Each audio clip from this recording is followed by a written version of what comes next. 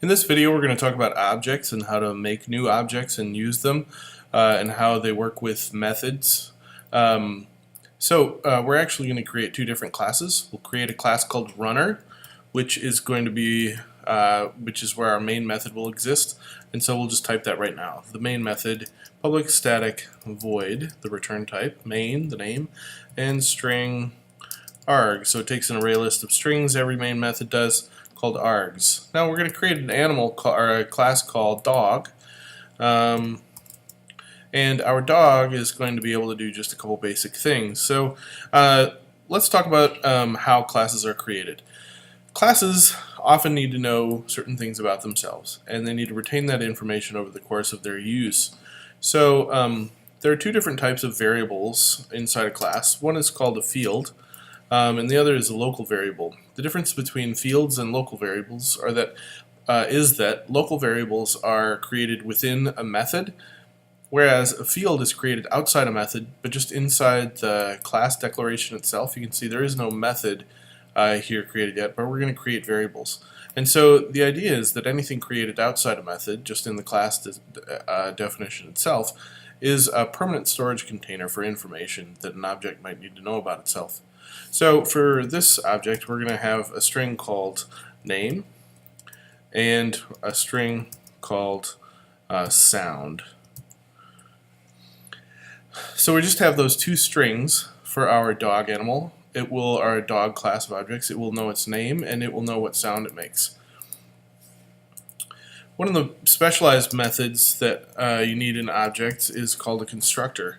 Now, a constructor is just a special method that other classes use when they're building objects from your class.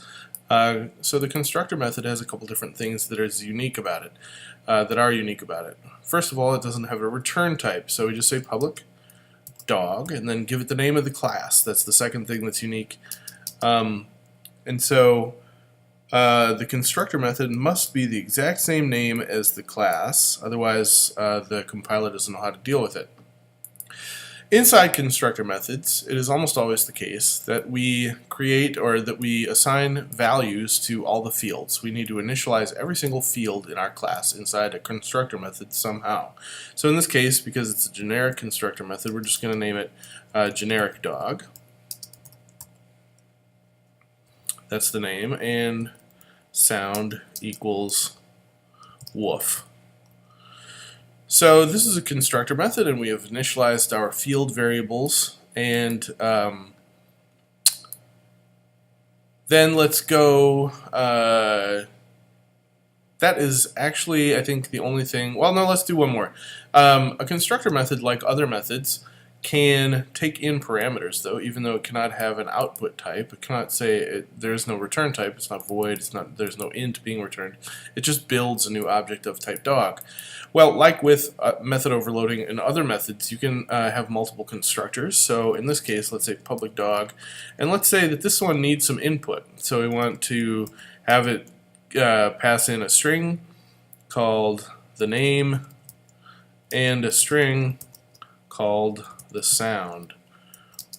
So now, with this constructor method, whoever makes a dog object has the option to pass in a string for the name and a string for the sound, and then in this constructor we say name equals the name and sound equals the sound. So we have two different constructors. One, a generic constructor that just adds this information to the object's fields, and one, a more specific constructor where an outside class of objects can specify what name they would like and what sound they would like for the dog that they create. And that is enough for this video. In the next video we'll start to actually create some methods for the dog class and go over to the runner and use them.